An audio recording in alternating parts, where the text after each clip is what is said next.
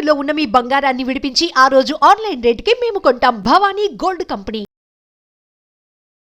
నమస్కారం. ధనుర్మాసం నడుస్తోంది. అద్భుతమైనటువంటి రోజులు. శ్రీమన్నారాయణుడికి ఎన్ని సేవలు చేసుకోగలిగితే అంత. గోదాదేవి చేసుకునేటువంటి స్థాయిలో మనస్సుని కైంకర్యం చేయలేనటువంటి దీనులం కనుక అయ్యవారికి మనం చేత్తో చేసుకునేటువంటివి, మన చుట్టుపక్కల ఉండేటువంటి కొన్ని పదార్థాలను వినియోగించుకుంటూ స్వామికి చేసేటువంటి కైంకర్యాలు ఏవైతే ఉంటాయో వాటిని కనుక యథాశక్తి చేసుకున్నట్లయితే ఈ మాసం అంతా అద్భుతమైన ఫలితాలు వస్తాయి అని శాస్త్రం నిర్వచిస్తూ ఉన్నటువంటి విషయం. ఈ సందర్భంగా చెప్పుకోదగినటువంటి అద్భుతమైనటువంటి కైంకర్యం ఏంటంటే, ఎప్పుడు ఈ వీడియో చూస్తే అప్పటి నుంచే అయ్యో ఇంతకుముందు చేయలేకపోయామనేటువంటి బాధ ఎవరు కూడా పడకుండా ఇది చూసిన మరుక్షణం స్వామికి ఆ తెల్లవారుజామున రేపు వచ్చేటువంటి పాశురం, రేపు వచ్చేటువంటి కైంకర్యాలతో భాగంగా వీలైనంత వరకు తెల్లవారుజాము సమయానికన్నా కూడా పూర్వమే, అంటే 6 గంటల కన్నా కూడా పూర్వ వ్యవధిలోనే ముందుగా మనం కాస్త నీళ్లతో కడిగి పెట్టుకున్నటువంటి 28 ఏలక్కాయలను కనుక రెడీ చేసుకుని పెట్టుకుంటే, జస్ట్ నీళ్ళలో తడపడం, వెంటనే గుడ్డ మీద పెట్టుకోవడం. ఎక్కువసేపు నీళ్ళలో తడిసాయంటే మాత్రం మనకి అవకాశం, అవి మెత్తగా అయిపోతాయి, మనకి దండ కూర్చగలిగేటువంటి అవకాశం లభించదు.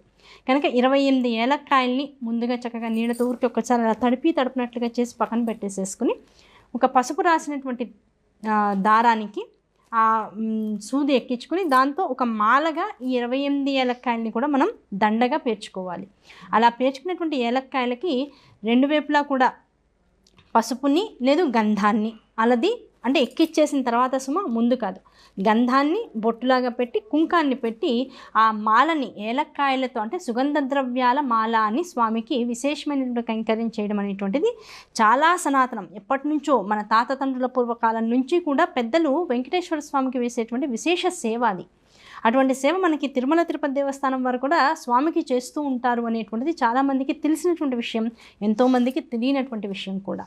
ఈ సుగంధ ద్రవ్యాలతో కూడుకున్నటువంటి ఈ మాలని స్వామికి సూర్యోదయానికన్నా కూడా పూర్వమే కనుక రోజు మొత్తం మిగిలినటువంటి ధనుర్మాసం రోజులన్నింటినీ కూడా మనం వీలైనంత వరకు, లేదండి మేము రోజు చేయలేం, అది కాస్త ద్రవ్యంతో అంటే డబ్బుతో కూడుకున్నటువంటి విషయం కనుక మేము ఒకవేళ ఇవాళ మొదలెడతాం, ఈ ప్రోగ్రామ్ చూసాం కనుక రేపటి నుంచి మొదలెడతాం, ఎన్నాళ్ళు చేసుకోవచ్చు అంటే మేము చేసుకోగలిగినటువంటి స్థాయి దాన్ని అనుసరించి చెప్పండి, మీరు చెప్తే దాన్ని బట్టి చేసేసుకుంటాం అనుకున్నట్లయితే మనకి రేపు వచ్చేటువంటి ముక్కోటి ఏకాదశి వస్తుంది. ఆ ముక్కోటి ఏకాదశి డేట్ చూసుకుని మనం మొదలెట్టేటువంటి రోజుల నుంచి వీలైనంత వరకు ఆ ముక్కోటి ఏకాదశి తెల్లవారుజామున నుంచి వరకు కూడా ఈ కైంకర్యాన్ని, విశేషమైనటువంటి సుగంధ ద్రవ్యాలతో కూడుకున్నటువంటి మాలని స్వామికి కనుక సమర్పించుకున్నట్లయితే జీవితంలో ఆనందము, సౌఖ్యము, సుఖము, వంశాభివృద్ధి కలగాలి అనుకునేటువంటి వాళ్ళకి ఆ అనుగ్రహము, ఇవన్నీ కూడా అయ్యవారి యొక్క అనుగ్రహం వల్ల లభిస్తాయి అని శాస్త్రం చెబుతూ ఉంటుంది.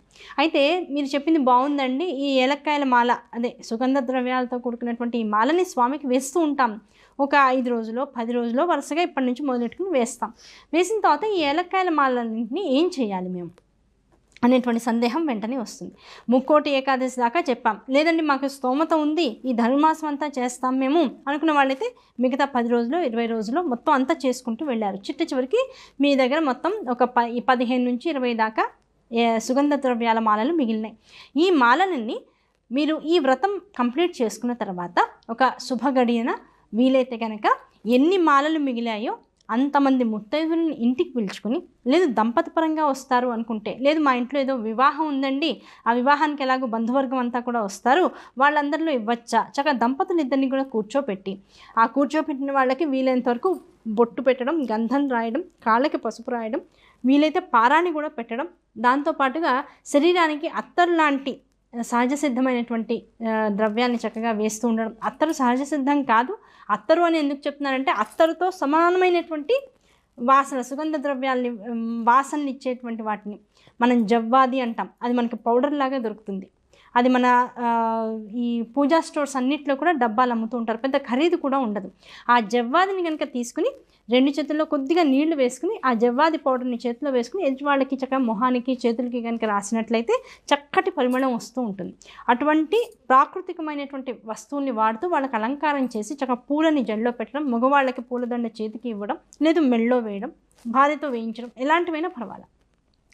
ఎదురుకుండా ఉన్న వాళ్ళిద్దరూ వెంకటేశ్వర స్వామి పద్మావతి స్వరూపం అన్నట్ల భావన కనుక మన మనసులోకి వచ్చి ఇటువంటి అలంకారాన్ని వాళ్ళకి చేసి వస్త్రాదులతో కూడుకుని ఈ ఏలక్కాయల మాలను కనుక అలా ఇంతమంది దంపతులు కానీ మనం ఇచ్చుకున్నట్లయితే సకల కోరికలు నెరవేరుతాయి. ఇందులో ఎట్టి సందేహము లేదు. అందున ఈ గోదాదేవి చేసినటువంటి వ్రతం ఏదైతే ఈ ధనుర్మాస వ్రతంగా చాలామందికి తెలిసి ఉంటుందో ఆ సందర్భంలో కనుక ఇటువంటి విశేష కైంకర్యాన్ని స్వామిని చేసినట్లయితే ఆయన పొందేటి ఆనందం అంతా ఇంత కాదు అని మన పెద్దలు చెప్తూ ఉంటారు. అటువంటి ఆనందం మనకి జీవితంలో లభించాలి. అది ఎంత పరిమళాన్ని ఇస్తుందో, ఇప్పుడు ఏలక్కాయని నోట్లో వేసుకుంటే ఎంత సుగంధం, ఎంత ఆనందం కలుగుతుందో, ఎటువారికి మనం మాట్లాడుతూ కూడా ఉంటే ఎంత ఆహ్లాదభరితమైనటువంటి వాసనలు వాళ్ళ వైపుకు వెళ్తూ ఉంటాయో, అలాగే ఈ మాలని ఒక దంపతులకి దానం ఇచ్చుకోవడం ద్వారా మనకి అటువంటి ఆహ్లాదకరమైన పరిమళభరితమైన సువాసనతో కూడుకున్నటువంటి స్థితిగతులు మన జీవితంలో కూడా ఇన్వైట్ అవుతూ ఉంటాయి. కనుక ఏమండి అందరికీ మాకు 21 మాలలు అయ్యాయి, 20 మాలలు అయ్యాయండి, ఇన్ని మాలలు ఇంతమంది దంపతులకి వస్త్రాలతో సహా అంటే మాకు అంత స్తోమత వెంటనే యాక్సెప్ట్ చేయదండి. ఒక 5 మందికి బట్టలు పెట్టుకుని ఇలా ఇస్తాం, మిగతా వాళ్ళకి ఉట్టిగా ఇచ్చుకోవచ్చా? తాంబూలంతో పాటు ఇచ్చేసేయండి. 3 ఆకులు పెట్టి జంట తాంబూలం, ఒకటే తాంబూలం, ఇద్దరికి విడివిడిగా మాత్రం తాంబూలం ఇవ్వకూడదు. ఒకటే తాంబూలం ఏర్పాటు చేసుకుని దానిలో వక్కలు పెట్టి పసుపు కుంకాలు పెట్టి మగవాళ్ళకి వీళ్ళతో ఒక దంజం కూడా పెట్టి, దంజం 2 పెడతాం, జతగా పెడతాం, ఒక దంజం ఎప్పుడు కూడా ఇవ్వమన్నమాట. ఆ 2 దంజాలు అంటే వర్ణాశ్రమ ధర్మాన్ని బట్టి మీరు ఎటువంటి నియమాలు మీరు పాటిస్తూ ఉంటారో దాన్ని బట్టి ఇలా మగవాళ్ళకైతే ఇలా లేదు, మేము అవన్నీ అక్కర్లేదండి, పసుపు కుంకుమ దాంతోపాటు వక్కలు తాంబూలం 3 తమలపాకులు ఇలా పెట్టి మేము ఇవ్వచ్చా? చక్కగా ఇచ్చేసుకోండి. ఇంతమంది దంపతులు కానీ ఇచ్చుకుని చక్కగా వాళ్ళ కాళ్ళకి నమస్కారం చేసుకుని కనుక ఉన్నట్లయితే ఎంత పెద్ద ఇబ్బంది అయినా పడుతున్న వాళ్ళైతే తొలగిపోయేటువంటి అవకాశం ఉంటుంది. ఇబ్బందులు ఏం లేవండి, జీవితం ఇంకాస్త సౌఖ్యప్రదంగా ఆనందభరితంగా ఉంటే చాలు, మాకు మా పిల్లలకి నెమ్మదిగా వివాహాలు అవ్వాలి, లేదు వివాహాలు అయిపోయినాయి నెమ్మదిగా మాకు వంశోద్ధరణ కావాలి, ఇలాంటి కోరికలు మనసులో ఉన్నటువంటి వాళ్ళకైతే ఆ కోరికలు సుసంపన్నం అవుతాయి. ఏ కోరిక లేనటువంటి వాళ్ళకి జీవితం మొత్తం ఫలదాయకంగా, అంటే వాళ్ళు ఆధ్యాత్మిక దారిలో ఉంటే ఆ ప్రయత్నాలు చేస్తూ ఉంటే అందులో వృద్ధి చెందాలని ఆ ప్రయత్నాలు సఫలీకృతం అవుతూ ఉంటాయి. ఏ ప్రయత్నం మనిషి చేస్తూ ఉంటాడో అది ధార్మికమైనటువంటి మార్గంలో ఉన్నట్లయితే తప్పనిసరిగా సిద్ధిస్తూ ఉంటుంది. అద్భుతమైనటువంటి ప్రయోగం ఈ సుగంధ పరిమళాలతో కూడుకున్నటువంటి సుగంధ మాల కైంకర్యం చేయడం స్వామికి. ఆ మాలని పైగా ఇంతమంది దంపతులకని చక్కగా ఇచ్చుకుంటూ ఉండడం, అటువంటి వ్యవస్థ ఏర్పాటు చేసినటువంటి మన సనాతన ధర్మానికి నమస్కారాలు తెలియజేసుకుంటూ ఇటువంటి అద్భుతమైనటువంటి రీతుల్లో మనకు వచ్చేటువంటి కలి ప్రభావాలను నుంచి మనం ఎలా తప్పించుకోవాలనేటువంటి విషయాన్ని ఇంత తేలికమైనటువంటి విషయాల్లో మనకి విశదీకరించి ఇచ్చినటువంటి మన పెద్దలకు నమస్కరించుకుంటూ మన ద్వారా మన పిల్లలకు కూడా ఇలాంటి సంస్కృతి సంప్రదాయం దాంతోపాటు అనంతమైనటువంటి విశేష ఫలదాయకమైనటువంటి విషయాలు వాళ్ళకు కూడా నేర్పించాలనేటువంటి సదుద్దేశంతో ఇట్లాంటి వ్యవహారాలు మళ్ళీ మనం కూడా అవలంబిస్తూ ఉందాం. ఇటువంటి అలవాట్ల వల్ల మనం వచ్చేటువంటి భవిష్యత్తు, మనం చేసుకునే కర్మలకి సాక్షిభూతమైనటువంటి భూత భవిష్యత్తు వర్తమానము ఇవన్నీ కూడా సరైనటువంటి పంథాలు నడిచేటువంటి అవకాశం మనకు కలుగుతూ ఉంటుంది.